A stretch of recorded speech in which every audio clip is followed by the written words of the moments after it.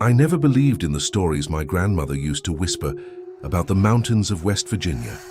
Growing up in Charleston, those tales of ancient rituals and unholy congregations seemed like nothing more than Appalachian folklore designed to keep curious children away from the deep woods. But that was before Marcus lost his mother, before that weekend in Blackwater Falls, before I learned that some secrets are buried so deep in the hills that even the dead refuse to speak of them.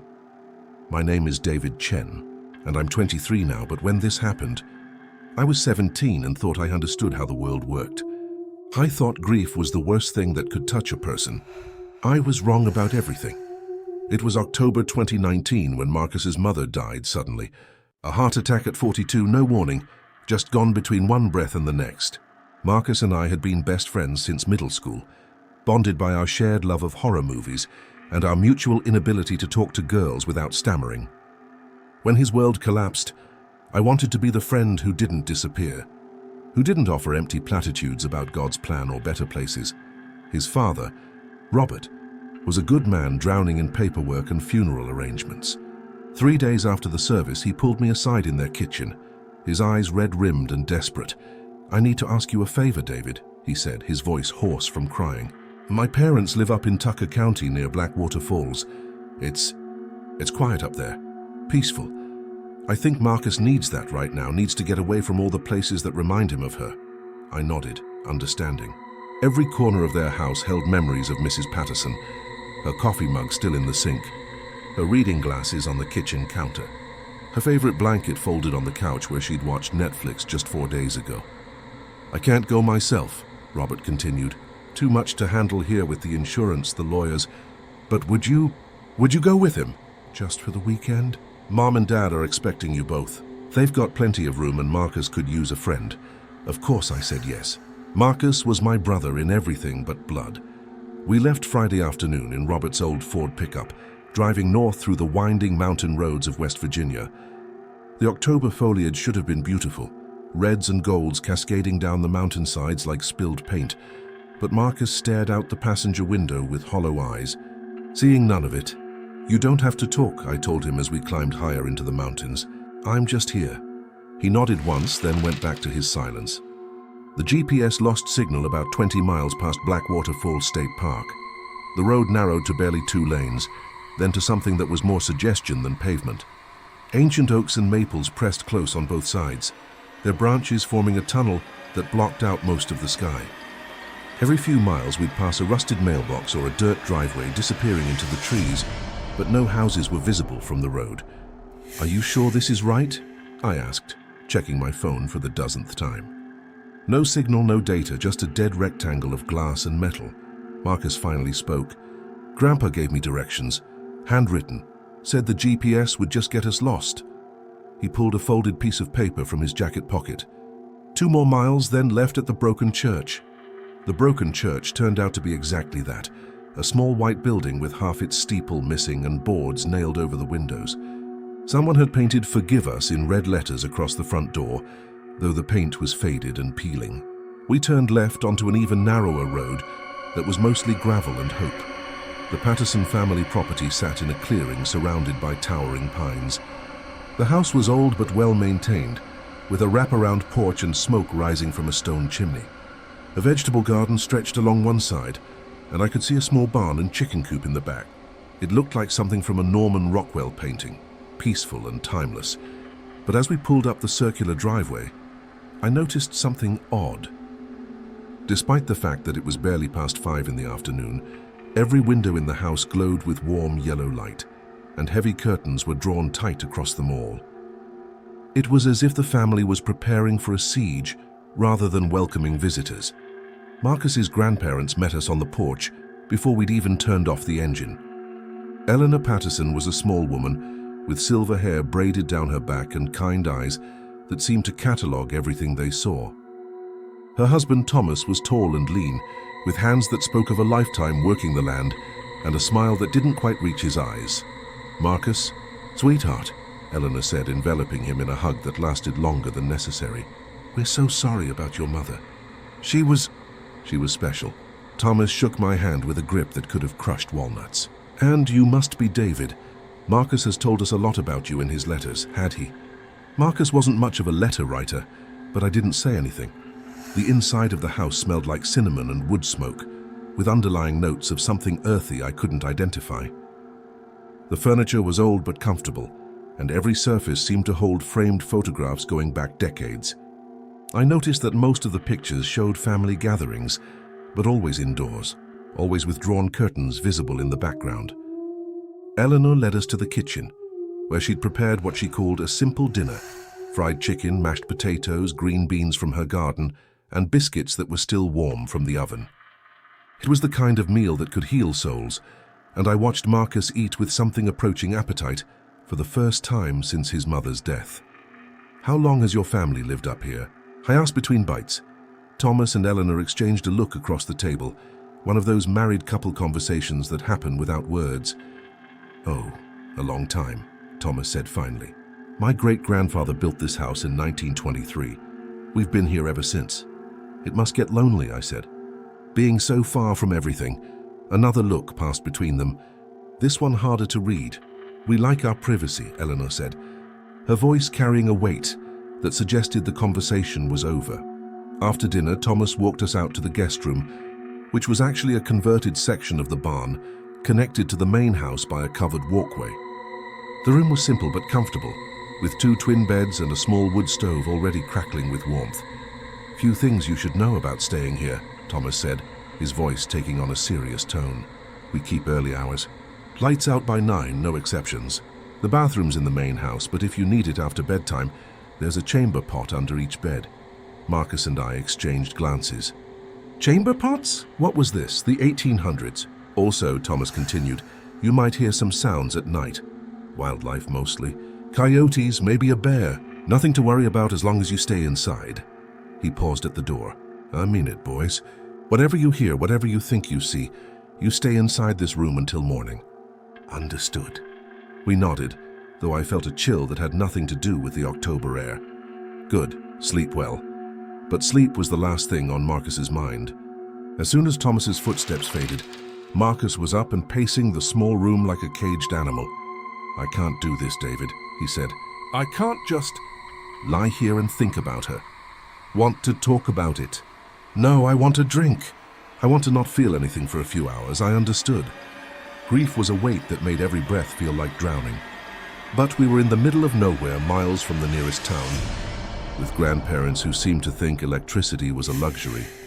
"I don't think your grandparents are the beer in the fridge type," I said. Marcus stopped pacing and looked at me with something like his old grin. "You forget I spent summers here when I was little, before Mum decided the city was better for me." His expression darkened at the mention of his mother, but he pushed through it.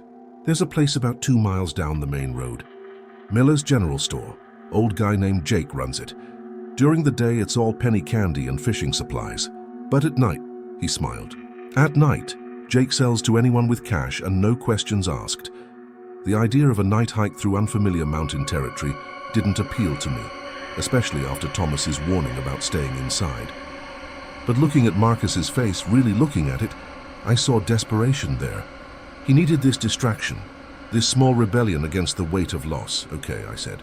"But we leave a note just in case." "No." Marcus's response was immediate and firm. "They'll try to stop us.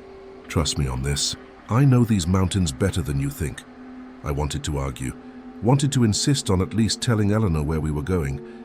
But Marcus was already pulling on his jacket, and the look in his eyes told me that if I didn't go with him, he'd go alone.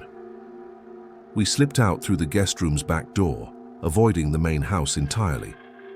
The October night was crisp and clear, with a full moon that cast everything in silver relief. The mountain air carried the scent of dying leaves and wood smoke. Sun delayed with something else, something organic and unpleasant that reminded me of the pig farms my uncle had worked back in Ohio. Marcus led the way with confidence, following what looked like a deer path through the woods, before emerging onto the main road. The gravel crunched under our feet, unnaturally loud in the mountain silence. "How far exactly?" I asked, pulling my jacket tighter against the chill. "1.5 miles, maybe 2. Jake's place is the only building with lights on after dark." We walked in relative silence, our breathing visible in small puffs of vapor. Every so often, something would rustle in the underbrush. And I'd tense until Marcus would identify it. Possum or raccoon or just the wind. His familiarity with the sounds was comforting, but I couldn't shake the feeling that we were being watched from the darkness between the trees. About a mile from the house, Marcus stopped suddenly, holding up a hand for silence. I froze, straining to hear whatever had caught his attention. At first, there was nothing but the usual forest sounds, wind through leaves, the distant hoot of an owl, the skitter of small animals in the underbrush. Then I heard it, a low rhythmic chanting coming from somewhere deeper in the woods. The words were indistinct, but the cadence was hypnotic, almost musical. "What is that?" I whispered. Marcus shook his head, his face pale in the moonlight. "I don't know. I've never heard anything like that up here." The chanting continued for maybe 30 seconds, then stopped as abruptly as it had begun. The silence that followed felt heavier somehow, pregnant with possibilities I didn't want to consider. "Come on," Marcus said, his voice barely audible. "Let's keep moving." We'd gone maybe another quarter mile when we saw it. At first I thought it was just a large dog sitting in the middle of the road. The moonlight cast everything in shades of silver and black, making details hard to discern. But as we got closer, the shape became clearer, and my brain struggled to process what my eyes were seeing. It was roughly the size of a person, sitting upright in an almost human posture. But the proportions were all wrong. The torso was too broad, the arms too short, and the head was massive, easily twice the size of a human skull. "What the hell?" Marcus breathed beside me. The thing turned at the sound of his voice, and I saw its profile in the moonlight. The snout was long and blunt, ending in what looked like wet, glistening nostrils. But it wasn't just sitting. It was balanced on its haunches like a person might sit on a stool, its front legs. No arms. Resting on its knees in an almost thoughtful pose, Marcus picked up a stone and hurled it in the creature's direction, not trying to hit it, but hoping to scare it away. The rock clattered on the gravel a few feet from where the thing sat. Slowly, deliberately, the creature stood up. I want to be clear about what happened next, because I know how it sounds. I know what people will think, what explanations they'll offer. But I saw what I saw, and no amount of rational thinking will change that. The creature rose to its full height on 2 legs. Not 4 legs, not some awkward transition from quadruped to biped. It stood up like a person stands up, smooth and natural, as if bipedal locomotion was its normal state. It was easily 6 feet tall, maybe more. Its lower body was essentially human in structure, 2 legs slightly bowed, ending not in feet, but in cloven hooves that gleamed black in the moonlight. The torso was broader than a human's, barrel-chested like a bodybuilder, but covered in coarse, dark hair. The arms were shorter than they should have been, ending in hands that looked almost human, except for the thick, black nails that were closer to claws, but it was the head that made my bladder nearly release and my knees go weak. It was the head of a massive boar, elongated snout, small dark eyes, and tusks that jutted from its lower jaw like ivory daggers. But it was positioned on the neck with human-like mobility, turning to look at us with an intelligence that no animal should possess. For a moment that felt like hours. We stared at each other. The creature tilted its head in what seemed like curiosity, snuffling the air as if trying to identify our scent. Then, without any hurry, it began walking away from us, deeper into the woods, moving with the casual gait of someone heading home after a long day. I found my voice first. Marcus, we need to go back. We need to go back right fucking now." But Marcus was frozen, staring at the spot where the creature had disappeared into the tree line. "Did you see?" "Yes, I saw." "Now let's go." That's when the hand landed on my shoulder. I spun around, certain that another one of those things had crept up behind us, and nearly collapsed with relief when I saw Thomas Patterson standing there. He was dressed in work clothes and a heavy jacket, as if he'd been expecting to come looking for us boys.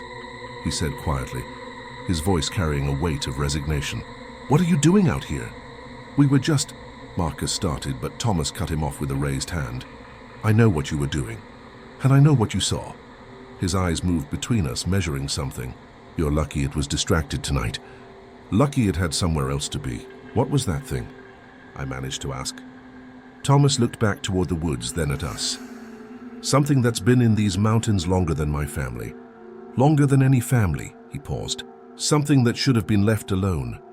From somewhere in the darkness behind us came a sound that raised every hair on my body.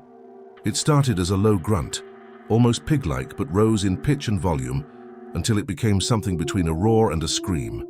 It was answered by another voice from a different direction, then another, until the forest echoed with a chorus of inhuman calls.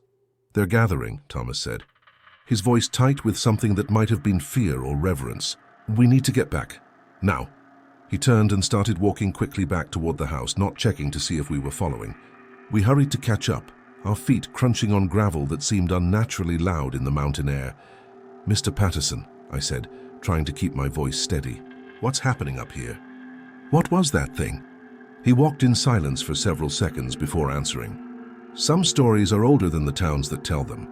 David, some truths are buried so deep that most people forget they were ever true at all." Another chorus of those horrible calls echoed from the woods, closer this time. Thomas picked up the pace. "The first European settlers in these mountains found things," he continued. "Things the Cherokee and the Shawnee knew better than to disturb. But white men, we have a talent for meddling with forces we don't understand." We were walking fast now, almost jogging. The lights of the Patterson house were visible ahead, warm and welcoming in the darkness. In 1924, a group of men in these parts decided they wanted power. Real power, not just political influence or money. They found something in the deep caves, something old and hungry. They made a deal. "What kind of deal?" Marcus asked. Thomas stopped walking and turned to face us, his expression grave in the moonlight. "The kind of deal you can't unmake. The kind that binds not just you but your children, and their children, and everyone unfortunate enough to be in the wrong place when the debt comes due." From the woods around us came a new sound. Chanting. Human voices, dozens of them, rising and falling in a rhythm that seemed to match my heartbeat. The words were English, but the cadence was older, more primal. "They're starting," Thomas said. "We need to get inside now." We practically ran the last 100 yards to the house. Eleanor was waiting on the porch, her face tight with worry. She ushered us inside without a word, locking the door behind us and drawing additional bolts I hadn't noticed before. "Tea," she said, leading us to the kitchen. "For the nerves." The tea was hot and bitter, with an herbal aftertaste I couldn't identify. But it worked. Within minutes I felt my pulse slow and my hands stop shaking. Marcus seemed to relax as well, the tension leaving his shoulders. "What you saw tonight," Thomas said, settling into a chair across from us, "is part of something that's been going on in these mountains for nearly a century. A congregation of the desperate and the damned, led by something that should never have been awakened." Eleanor set a plate of cookies on the table, her movements precise and controlled. "Every month on the night of the full moon they gather. They bring offerings. They renew their vows. And it gets stronger." "What is it?" I asked. "The thing we saw, what is it?" Thomas and Eleanor exchanged one of their wordless conversations before he answered. "The locals call it the Swine Father, some kind of ancient deity, older than Christianity, older than civilization. The kind of god that demands blood and suffering in exchange for earthly power." From outside came the sound of vehicles, multiple engines growing louder as they approached. Thomas moved to the window and peered through a gap in the curtains. "They're gathering at the Morrison place," he said. "That's about a mile east of here. They'll be there until dawn." "Who are they?" Marcus asked. "People from all over Tucker County. Some from neighboring counties too. Farmers, shopkeepers, local politicians. People who've made the deal, or whose families made it for them." Thomas returned to his seat. "It started with maybe a dozen men back in 24. Now it's closer to 100. The chanting outside grew louder, more organized. I could make out individual words now, Father of Flesh and Lord of the Earth, and other phrases that made my skin crawl. Eleanor poured more tea. "Drink," she said gently. "It will help you sleep." But I didn't want to sleep. I wanted answers. "Why are you telling us this?" "If it's such a secret, because you've seen," Thomas said simply. "And because keeping secrets from witnesses never ends well." He leaned forward. "There are rules to this thing, boy. Ancient rules. The Swine Father can't touch you if you haven't made the deal. But its followers, they have more flexibility." A new sound joined the chanting, drumming, deep rhythmic beats that seemed to shake the house's foundation. Eleanor moved around the kitchen, turning off lights and checking locks. "The important thing," Thomas continued, "is that you understand what you witnessed and what you didn't witness. You saw one of the Swine Father's children walking the roads. You heard the faithful gathering for their monthly observance, but you didn't see anything that threatens the order of things, didn't witness anything that would require intervention. The implied threat was clear. Keep quiet or face consequences. We won't say anything, Marcus said quickly. We just want to go home. Thomas nodded. I thought you might feel that way. Your father will be here tomorrow to pick you up. Until then, you stay inside. No matter what you hear, no matter what you think you see, you don't leave this house. The drumming outside was growing more complex now, multiple rhythms weaving together into something that was almost hypnotic. Without realizing it, I found myself swaying slightly in time with the beats. Eleanor noticed and quickly refilled my teacup. Drink, she said urgently. All of it. I drank, and within minutes, the world began to soften around the edges. The last thing I remember was Eleanor helping me to the guest room, her arm around my shoulders like a grandmother tucking in a child. Sleep now, she whispered. Sleep until the sun rises. I woke to sunlight streaming through the guest room windows and the worst headache of my life. Marcus was still unconscious in the bed next to mine, snoring softly. My watch showed 11:30 a.m. Marcus stirred as I sat up, groaning and pressing his palms against his temples. What the hell was in that tea?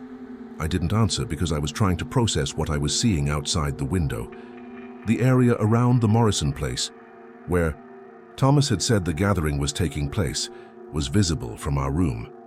The trees were bare of leaves in a perfect circle, maybe 100 yards in diameter, as if something had sucked the life out of everything in that space. In the center of the circle, smoke was still rising from what looked like the remains of a massive bonfire.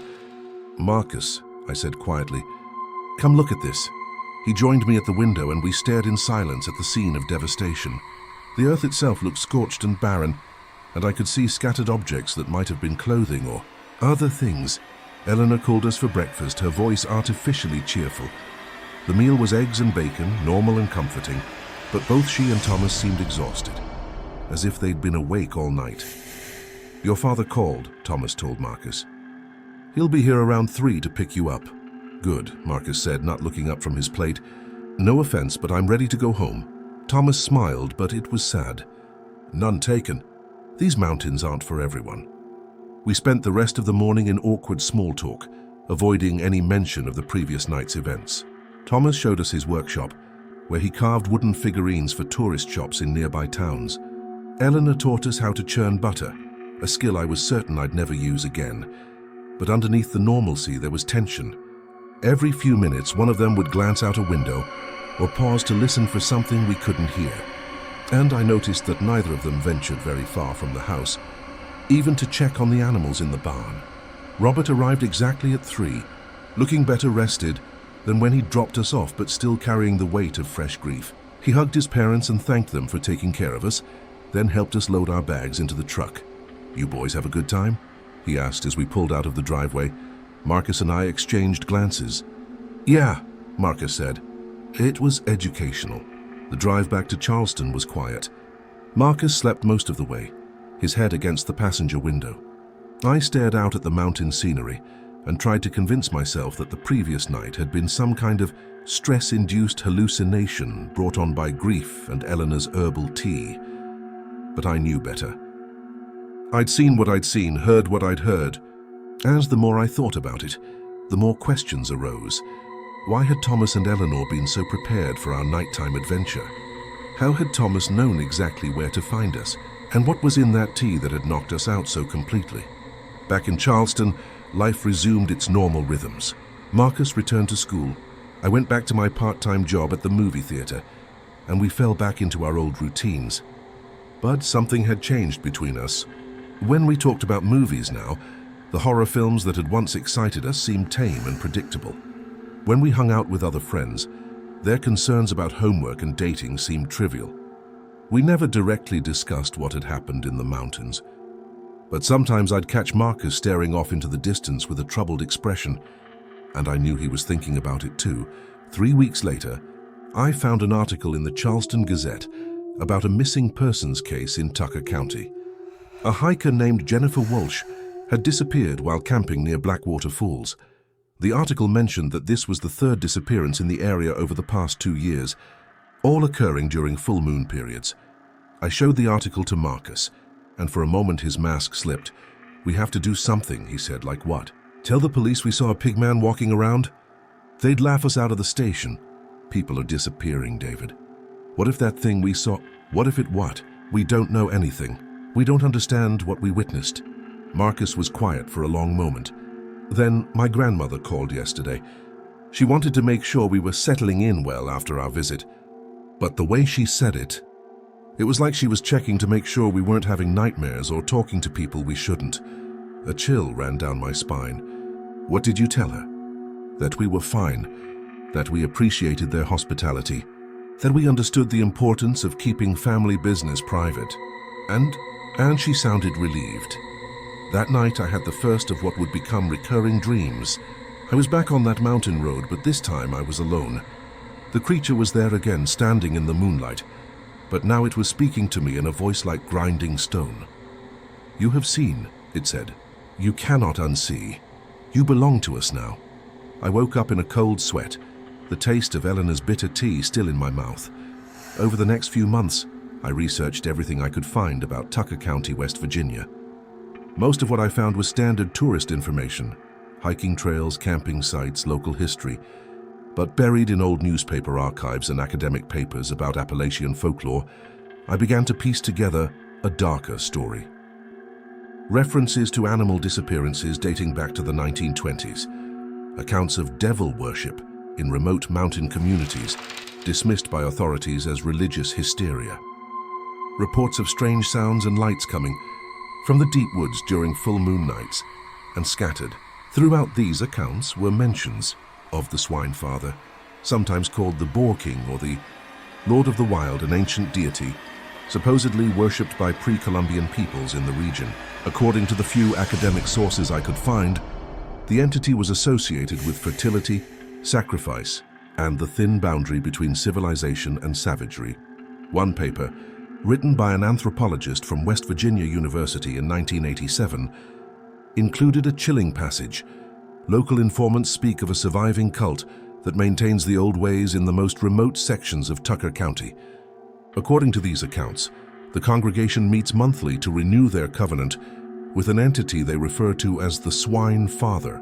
In exchange for earthly prosperity, successful crops, healthy livestock, political influence, they offer blood, sacrifices, and promise to expand the entity's influence to new generations. The paper went on to note that the anthropologist had attempted to verify these claims through direct observation, but his research was cut short when he suffered a nervous breakdown while camping in the Blackwater Falls region during a full moon in September 1987. I found one more reference to Dr. Michael Hendricks, the anthropologist in question. A brief obituary from 1992 noted that he had died by suicide in a psychiatric hospital, leaving behind research notes that his colleagues described as incomprehensible and deeply disturbing.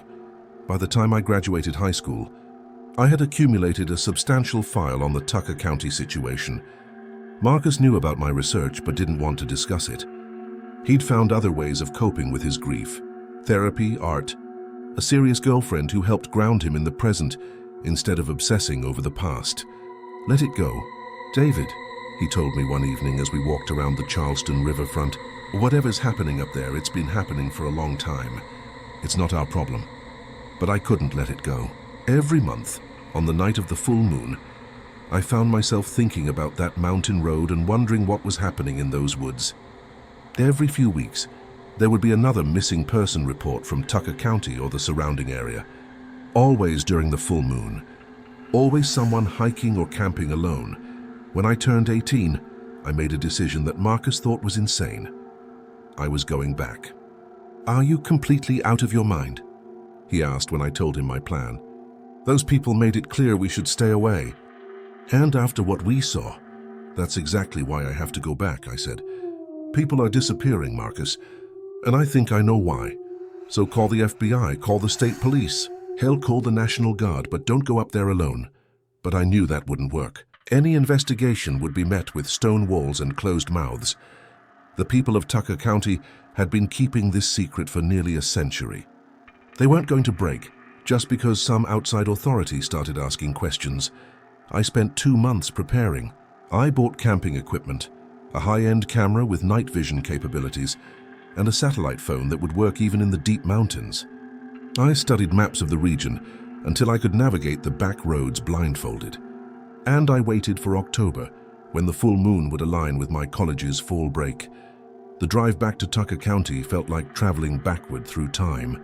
As I climbed higher into the mountains, cell phone towers disappeared, radio stations faded to static, and the roads narrowed to barely maintained ribbons of asphalt, winding through increasingly dense forest. I didn't go back to the Patterson house. I was certain they'd recognize my car and find some way to prevent me from doing what I'd come to do.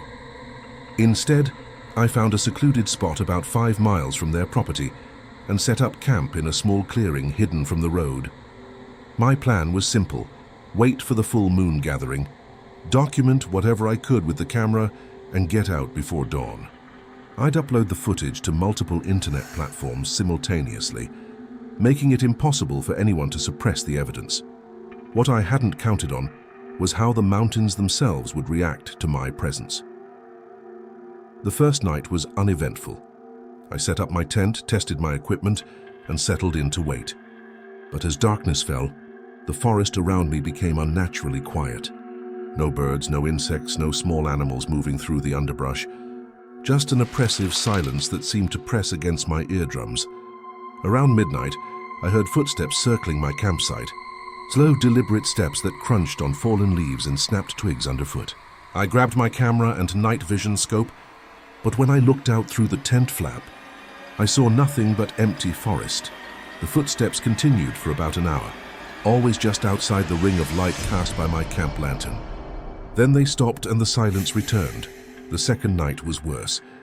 The footsteps were joined by snuffling sounds, like a large animal searching for a scent trail. And once, around 3 a.m., something brushed against the side of my tent, something large enough to make the fabric buckle inward. I lay perfectly still, barely breathing, until whatever it was moved on. The third night was the full moon. I had positioned myself about half a mile from the Morrison place, where Thomas had said the gatherings occurred. My plan was to get close enough to film the proceedings, then retreat to my campsite and leave the area before dawn. But as sunset approached, I realized I wasn't alone in the forest. They came from all directions, cars and trucks moving slowly along the mountain roads, their headlights cutting through the growing darkness. I counted at least 30 vehicles, maybe more, all converging on the same area. Some I recognized as local residents from my research, county commissioners, shop owners, even a few people I was pretty sure were law enforcement officers based on their vehicles. As full darkness settled over the mountains, I made my move. I left most of my equipment at the campsite, taking only the camera, the night vision scope, and a small digital recorder. The moon was bright enough to navigate by, and I made good time through the forest. The Morrison place turned out to be a large clearing surrounded by ancient oak trees. At the center was a stone circle that looked far older than anything European settlers would have built. The stones were covered in carved symbols that seemed to writhe and shift in the moonlight, though that might have been a trick of my eyes. A massive bonfire burned in the center of the circle, sending sparks and smoke high into the night sky. Around the fire, maybe 100 people stood in concentric rings, all facing inward. They were chanting in a language I didn't recognize, their voices rising and falling in hypnotic waves. I found a position behind a fallen log about 50 yards from the circle and started filming. Through the night vision scope, I could see individual faces in the crowd. Some I recognized from my research: local business owners, county officials, people who were pillars of their communities during daylight hours. But in the flickering firelight, their faces were transformed. Eyes wide and staring, mouths open in ecstatic chanting, bodies swaying in unison like wheat in a wind. Whatever they were calling to, they were absolutely devoted to it. The chanting continued for maybe 20 minutes, growing louder and more frenzied. Then abruptly it stopped. The silence that followed was complete. No wind, no insects, no sound except the crackling of the fire. That's when I saw it emerge from the tree line.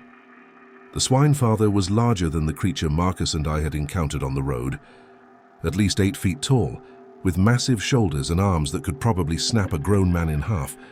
Its boar's head was crowned with curved horns that gleamed like polished bone in the firelight, and its eyes were the deep red of coals in a dying fire. But what made my blood freeze wasn't its size or its inhuman appearance.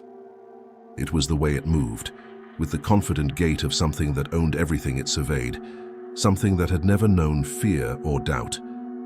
This wasn't just a monster. This was a god, ancient and terrible and absolutely real. The congregation fell to their knees as one, pressing their faces to the earth in perfect synchronization. The Swine Father approached the fire and I could hear it breathing, deep, rumbling inhalations that seemed to draw the very warmth from the air around me. When it spoke, its voice was like grinding millstones, like the earth itself was talking. "Children of the covenant," it said, and every word seemed to vibrate in my bones. "You have gathered well. You have kept faith." The crowd responded in unison. "We serve the Father. We keep the old ways. The harvest has been good," the Swine Father continued. "Your offerings have pleased me.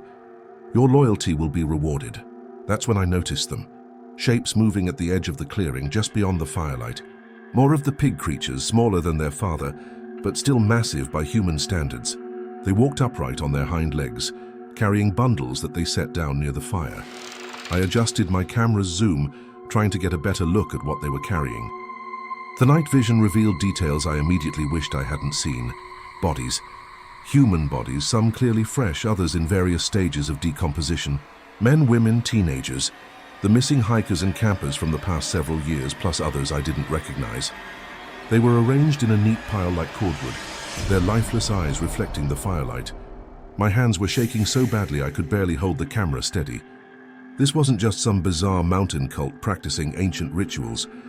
These people were murderers, killers who lured victims into the mountains to feed their monstrous god. The Swine Father approached the pile of bodies, running his clawed hands over them like a farmer inspecting his crops. "Good," he rumbled. "Very good. The outsiders who venture into our domain have served their purpose." One of the smaller pig creatures stepped forward, dragging something behind it. I zoomed in and saw a young woman, maybe college-aged, bound but still alive. She was conscious but seemed unable to scream, her eyes wide with terror but her mouth hanging slack. "Fresh meat," the creature announced in a voice like grinding gravel. "Found her camping near the falls 3 days ago." The Swine Father nodded approvingly. "She will do nicely for tonight's communion." I knew I should run. Every instinct in my body was screaming at me to get away from this place, to flee back to civilization and never look back. But I couldn't move. I was frozen in place, helpless to do anything but watch as the nightmare unfolded. The congregation began chanting again, but this time the words were in English, and they made my skin crawl. Blood for the Father. Flesh for the feast. Transform the human, awaken the beast. Make us strong, make us whole, give us power, take our souls. The Swine Father lifted the bound woman high above his head with one arm, holding her like she weighed nothing. She struggled weakly, but whatever drug they'd given her had robbed her of strength and voice. "Behold," the Swine Father roared, his voice echoing off the surrounding mountains. "The old compact is renewed, the blood debt is paid, and the power flows from father to children, from children to the faithful, from the faithful to the land itself." That's when I saw Thomas and Eleanor Patterson in the crowd. They were kneeling in the front row, their faces upturned in religious ecstasy. Eleanor held a long curved knife that gleamed in the firelight, while Thomas carried what looked like a collection bowl made from carved bone. They weren't just aware of what was happening in these mountains. They were active participants. They had welcomed Marcus and me into their home, drugged us to keep us unconscious during the ritual, and sent us away with warnings designed to keep us quiet about what we'd witnessed. We hadn't been guests. We'd been potential sacrifices, spared only by luck and the creature's distraction that night. The realization hit me like a physical blow. These people, this entire community, had been feeding outsiders to their god for decades, maybe longer. And they'd nearly fed us to it too.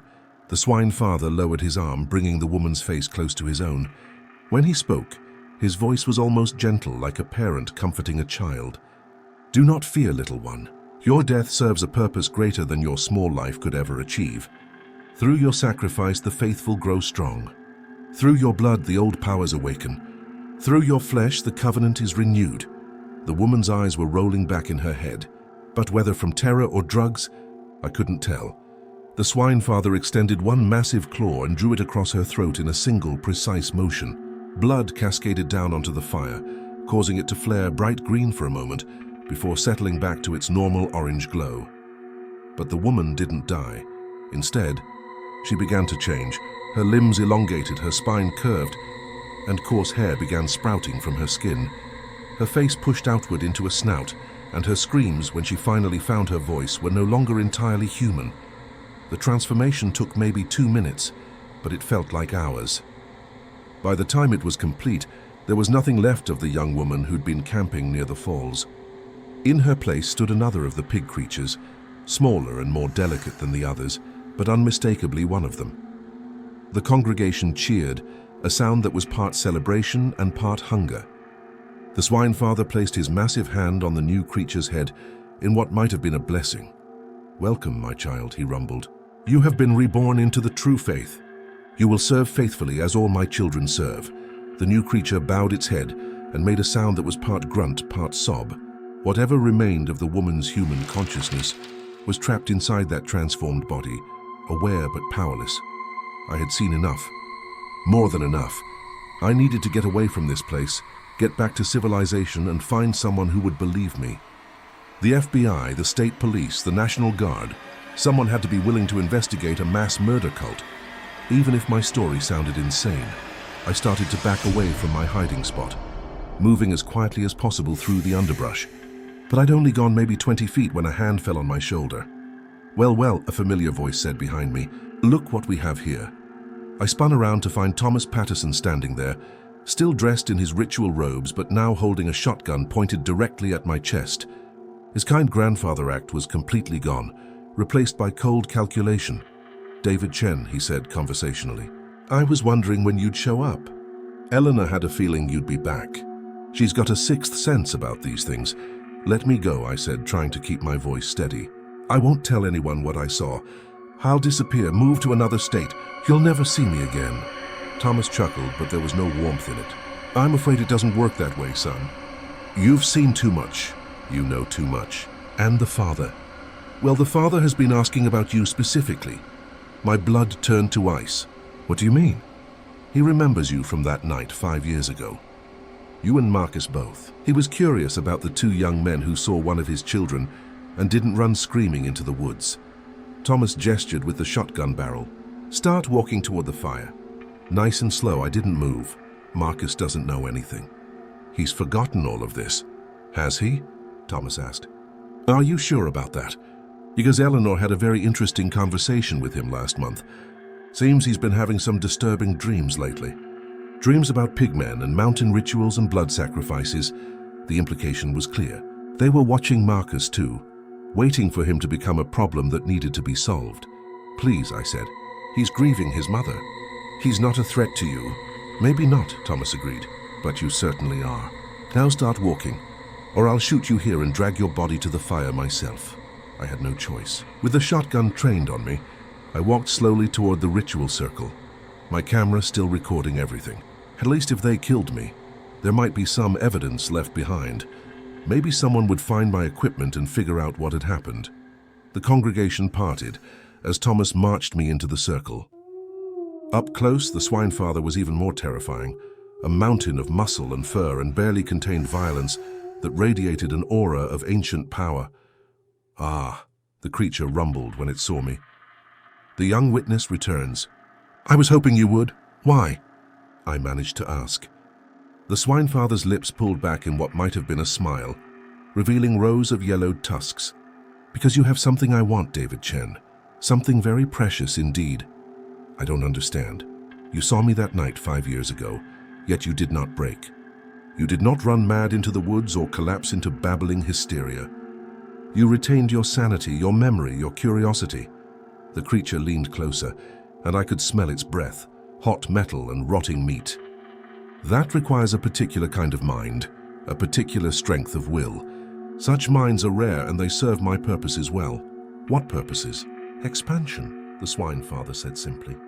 For too long, my influence has been confined to these mountains, limited to the descendants of those who made the original compact. But the world is changing, becoming more connected. I need agents who can move freely in that world, who can identify new opportunities for growth. I was beginning to understand, and the realization made me sick.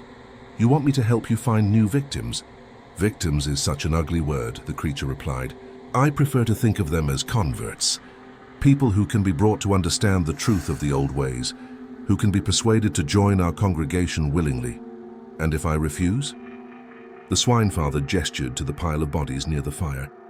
Then you join them. Your choice. Around us, the congregation watched in rapt silence. These were people who had made the same choice decades or even generations ago, who had traded their humanity for power and prosperity. Now they were offering me the same deal their ancestors had accepted. How long do I have to decide? I asked. Until dawn, the Swine Father said. When the sun rises, you will either kneel and accept the covenant, or you will die. There are no other options. Thomas prodded me with the shotgun barrel, forcing me to sit near the fire. The heat was almost unbearable, and the smoke carried a sweet, sickening smell that I realized was burning flesh. Don't make this harder than it has to be, Thomas said quietly. The covenant isn't as bad as you think. You keep your mind, your personality, your memories. You just serve a higher purpose, like you do, like I do, like my father did and his father before him. The Patterson family has prospered under the father's protection for 4 generations. We've never wanted for anything. Good crops, healthy livestock, political influence when we need it. In exchange, we serve faithfully and ask no questions. And what about the people you kill? Thomas shrugged. Outsiders, people who don't belong in these mountains anyway. Most of them are running from something. Failed marriages, dead-end jobs, student loan debt. We put them out of their misery and give their deaths meaning. The casual way he talked about murder was almost more disturbing than the ritual itself. These people had become so detached from normal human morality that they genuinely believed they were doing their victims a favor. The transformation isn't painful, Eleanor Patterson said, appearing beside me as if from nowhere. She was still holding the ceremonial knife, its blade stained with fresh blood. I should know, I've overseen dozens of them over the years. You're all insane, I said, are we? She asked. Look around you, David. Look at what faith and devotion have built here. We've created a community where no one goes hungry, where everyone has purpose, where the old ways are preserved and honored. Can you say the same about the world you come from? I looked around the ritual circle, at the faces illuminated by firelight. She was right about one thing. These people seemed genuinely happy, fulfilled in a way that was rare in modern society. But their contentment was built on murder and horror, sustained by an ancient evil that fed on human suffering. The cities are full of lonely, desperate people, Eleanor continued. People who've lost their connection to the land, to the old truths, to each other. We offer them something better, a chance to be part of something larger than themselves, to serve a God who actually answers prayers and grants real power, by turning them into monsters, by freeing them from the limitations of purely human existence. Eleanor knelt beside me, her voice taking on an almost motherly tone. You felt it, didn't you? That night 5 years ago, when you saw the Father's child on the road? That sense of awe of being in the presence of something genuinely divine. I wanted to deny it, but she was right. Beneath the terror and revulsion, there had been something else. A recognition that I was witnessing something beyond normal human experience. Something ancient and powerful and utterly authentic. That's the call of the old blood, Eleanor said softly. The part of you that remembers when humans weren't the dominant species on this planet, when we had to acknowledge powers greater than ourselves. Most people have forgotten that part of themselves, but you still remember. The Swine Father had been listening to our conversation, and now he spoke again. The choice before you is simple. David Chen, embrace your true nature and join us willingly, or cling to the illusions of the modern world and die for them. But know that either way you will serve my purposes. Your body will nourish my current children, and your death will send a message to others who might be tempted to interfere with our affairs. I thought about Marcus, safe in Charleston, probably studying for his college midterms or texting with his girlfriend. If I disappeared, would he come looking for me? Would he end up in this same circle, facing this same choice? What about Marcus, I asked. Will you leave him alone if I cooperate?" The swine father tilted his massive head. "Your loyalty to your friend is admirable. And yes, I will spare him if you serve faithfully. He has forgotten most of what he saw here, and with you gone, he will forget the rest. He can live out his small human life in ignorance and safety. It wasn't much of a choice. Become a monster, or watch my best friend suffer the same fate. But at least if I agreed, Marcus would be safe. I need to know something first," I said. "The missing people, the hikers and campers who disappear up here. Do you always kill them?" Thomas answered. "Not always. Some we recruit if they seem suitable. Others we transform directly, but most," he shrugged, "most aren't strong enough for conversion. They break under the strain, lose their minds completely. Those we use for other purposes, like food, like fuel for the rituals. The Father requires fresh blood for the most powerful workings, and human flesh has properties that animal meat lacks." I felt bile rise in my throat. These people weren't just cultists, they were cannibals feeding on the tourists and hikers who ventured into their territory. "How many?" I asked. "Over the years, how many people have you killed?" Eleanor and Thomas exchanged glances. "Hundreds," she said finally. "Maybe 1,000, going back to the beginning. It's hard to keep an exact count. 1,000 people. Men, women, children who had come to the mountains seeking peace or adventure or solitude, only to end up as sacrifices to an ancient horror. And the authorities had never caught on, because the disappearances were spread across decades and multiple jurisdictions, dismissed as hiking accidents or people choosing to start new lives elsewhere. "The sun will be up soon," the swine father announced. "Time for your decision, David Chen." I looked around the circle one more time at the faces of the faithful watching me with eager anticipation. Some of them had probably once sat where I was sitting, facing the same impossible choice. Now they were fully committed to the madness, believers who would gladly die for their monstrous god. But I also thought about the transformed woman, the way she'd sobbed even after her change was complete. Whatever these people claimed about keeping their minds and personalities, something essential was lost in the transformation. Something that made them human. "I have conditions," I said. The swine father's eyes glowed brighter. "Name them." "Marcus stays safe. You never contact him, never threaten him, never even let him know you exist. And you don't recruit anyone from Charleston. My hometown is off limits." "Agreed. What else?" "I want to understand what I'm getting into. I want to know the history of this place, the terms of the original covenant, everything. If I'm going to serve you, I need to know what that really means." The swine father nodded slowly. "Knowledge is power, and power serves my purposes. Yes, you shall learn the true history of these mountains and the covenant that binds us all. But understand, once you have that knowledge, there will be no turning back. The secrets of the old ways are not for human minds to bear unchanged. I understand, and then kneel, David Chen, and accept the covenant that will transform your life forever." I knelt in the dirt before the ancient entity, my camera still recording everything.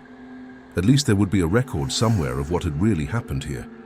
The swine father placed one massive clawed hand on my head.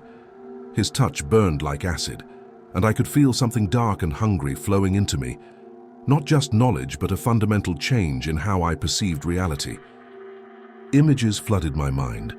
The original covenant made by desperate settlers in 1924, the first transformations, the slow spread of the cult's influence throughout Tucker County. I saw decades of sacrifices, rituals, and cannibalistic feasts. I saw the construction of underground chambers where the most powerful workings were performed, and the breeding programs designed to create new generations of pig creatures. And underneath it all, I felt the swine father's ancient hunger, not just for flesh and blood, but for corruption itself. This entity fed on the process of taking normal humans and twisting them into something monstrous, something that violated every natural law. The transformation wasn't instant like it had been for the woman. Instead, I felt it beginning slowly, starting in my mind before working its way into my body. My thoughts became clearer, more focused, but also colder and more calculating. Empathy and compassion were still there, but muted, as if seen through thick glass. "Welcome to the true faith, my child," the swine father rumbled. "Rise and take your place among the faithful." I stood, and immediately noticed that my vision had improved dramatically. I could see details in the darkness that had been invisible before, could smell individual scents in the air with startling clarity. My hearing had sharpened too. I could pick out conversations from different parts of the gathering, distinguish between the heartbeats of the various cultists. But the most significant change was mental. I found myself looking at the pile of bodies near the fire without revulsion, analyzing them instead as resources to be used efficiently. The bound and terrified expression on the transformed woman's face struck me as slightly amusing rather than tragic. "How do you feel?" Eleanor asked, studying my face intently. "Different," I admitted, but not bad different, just different. And that was the most terrifying part. It didn't feel wrong. The changes felt natural, like I was becoming more myself rather than less, which meant that whatever I had been before, it was already gone. "The initial transformation takes several weeks to complete," Thomas explained. "You'll notice new abilities manifesting gradually. Enhanced senses, increased strength, improved intuition. But the most important change is here." He tapped his temple. "You'll start to see the world as it really is, stripped of the comforting illusions that keep ordinary humans sane." Over the next hour, as dawn approached, various cult members approached me to offer congratulations and welcome me to their brotherhood. I shook hands and made small talk, and found myself genuinely enjoying their company. These were intelligent, articulate people who had found meaning and purpose in service to something greater than themselves. The fact that their purpose involved ritual murder and cannibalism seemed increasingly irrelevant as the first rays of sunlight crept over the mountain peaks. The Swine Father addressed the assembled congregation one final time. "The night's work is complete," he announced. "The covenant is renewed, our ranks are strengthened, and our enemies are silenced. Go now and serve faithfully until we gather again." The cultists began to disperse, loading their equipment into vehicles and heading back to their normal lives. To anyone watching, they would appear to be ordinary citizens of Tucker County. Shopkeepers and farmers and civil servants going about their daily business, which I realized they were. The cult wasn't separate from the community. It was the community, or at least the part of it that held real power. Thomas and Eleanor led me back to their house as the sun climbed higher in the sky. My camera was still recording, though I wasn't sure why I was bothering to document any of this anymore. The evidence seemed less important now than it had a few hours ago. "You'll stay with us for a few days, while the initial changes settle in," Eleanor explained as we walked. "Then we'll find you a proper place in the organization. Given your background and education, I think you'd do well in recruitment and intelligence gathering." "What does that involve?" "Identifying potential converts among outsiders who visit the area. Hikers, campers, tourists, people who might be suitable for transformation or who might simply serve as sacrificial offerings." She paused. "You'll also monitor law enforcement agencies and academic institutions for anyone who might be investigating our activities." It sounded like interesting work, actually. I'd always been good at reading people, at identifying their weaknesses and motivations. Now those skills would serve a higher purpose than I'd ever imagined. Back at the Patterson house, Eleanor made breakfast while Thomas showed me to a spare room where I could rest. The transformation process was exhausting, he explained, and I'd need several hours of sleep to process the changes taking place in my mind and body. I lay down on the simple bed and closed my eyes, but sleep was elusive. My enhanced hearing picked up every sound in the house, Eleanor moving around the kitchen, Thomas splitting firewood outside, even the scurrying of mice in the walls. More than that, I could hear the thoughts and emotions of everyone within a quarter-mile radius, a cacophony of human consciousness that was both fascinating and overwhelming.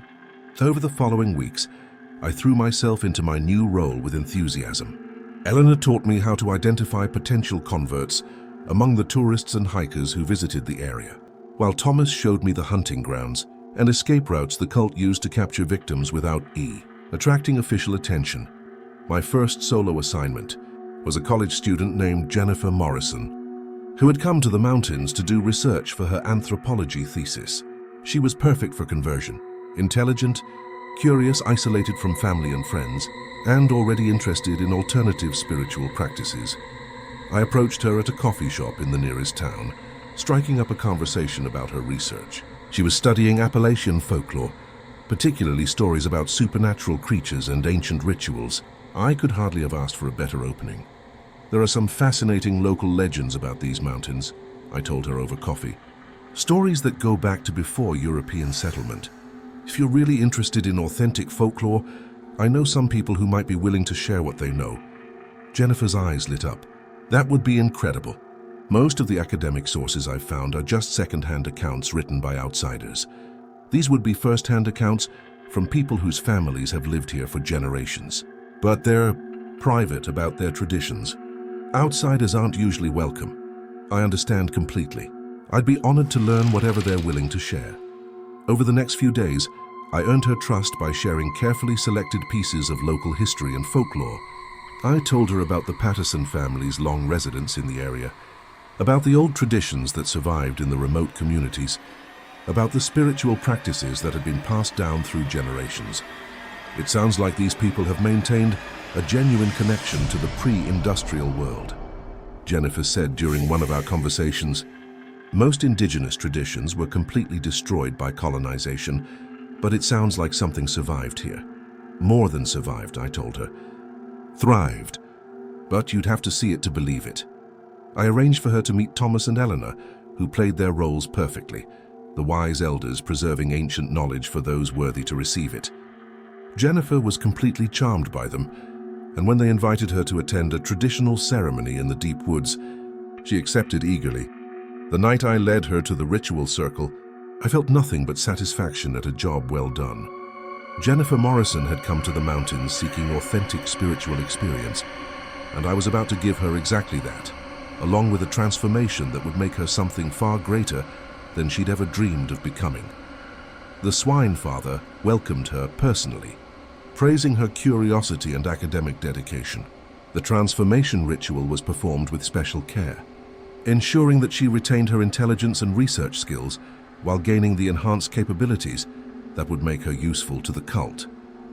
Jennifer Morrison, the graduate student, died that night. In her place was born Jennifer Morrison, the faithful servant, whose anthropological training would prove invaluable in identifying and recruiting other academics who might serve the Father's purposes. Watching her transformation, I felt a deep sense of accomplishment. I had helped save her from a mundane existence studying dead traditions and given her the chance to participate in living ones instead. She would spend eternity serving something truly divine, rather than wasting her life in some university office writing papers that no one would read. Over the months that followed, I successfully converted 6 more individuals and identified a dozen of others suitable for sacrifice. My success rate was so high that the council began giving me more challenging assignments. Federal agents who had noticed patterns in the disappearances, journalists investigating stories about missing persons in the area, even a few law enforcement officers who were asking too many questions. Each conversion strengthened the cult and eliminated a potential threat. Each sacrifice fed the Father's power and brought us closer to the day when his influence would spread beyond the mountains to encompass the wider world. I was becoming exactly what Thomas and Eleanor had predicted, one of their most valuable assets. But late at night, in the quiet hours before dawn, I sometimes found myself thinking about my old life, about Marcus, who had probably graduated college by now and was starting his career, about my parents, who had filed a missing person report and were still hoping I'd come home someday. These thoughts came less and less frequently as the transformation progressed, but when they did appear, they brought with them a strange sensation. Not quite guilt or regret, but something like nostalgia for a simpler time, when I'd been burdened with unnecessary emotions and pointless moral constraints. I was better now. Stronger, smarter, more purposeful. I served a God who actually answered prayers and granted real power to the faithful. I was part of a community that would endure long after the corrupt civilization of the outside world had collapsed under its own contradictions. But sometimes, in those dark hours, I wondered if the person I had been would have seen things differently. If David Chen, the college student, would have considered David Chen, the cultist, to be a monster. Then the sun would rise and such thoughts would fade. I had work to do after all. New converts to identify, new threats to eliminate, new ways to serve the Swine Father and advance his ancient agenda. The old David Chen had been weak, confused, burdened with useless compassion and misguided loyalty to a species that was clearly evolutionary failures.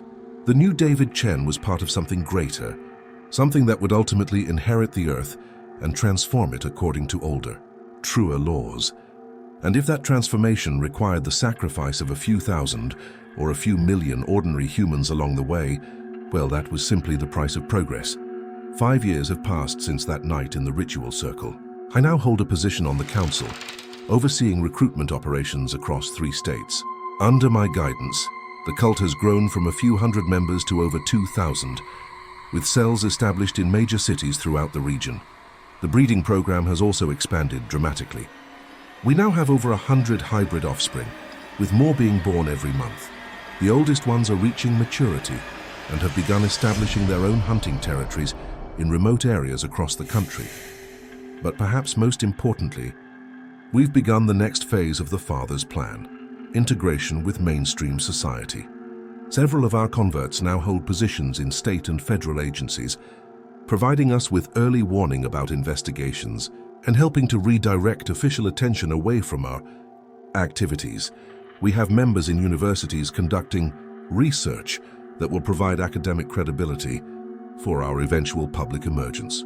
We have converts in media organizations laying the groundwork for a more favorable portrayal of alternative spirituality and non-human consciousness. In another decade, perhaps 2, we'll be ready to reveal ourselves openly. By then, we'll have enough converts in positions of power to ensure our protection, and enough hybrid offspring to defend ourselves against any attempts at suppression. The world will learn that humanity's time as the dominant species is coming to an end. The Swine Father's children will inherit the earth, and those humans who prove worthy will be allowed to serve in whatever capacity their transformed nature permits. But that's still years away. For now, we continue our work in secret, growing stronger with each passing month, each new convert, each successful hunt. I often think about Marcus during the quiet moments between assignments. According to our intelligence network, he graduated from college with honors, got married to a lovely woman named Sarah, and now works as a graphic designer in Charleston. He has no idea how close he came to joining us that night 5 years ago, or how his childhood friend became something that would horrify him beyond his capacity to understand. Sometimes I'm tempted to contact him, to try to bring him into the fold. He would make an excellent convert, intelligent, creative, capable of the kind of loyalty the Father values.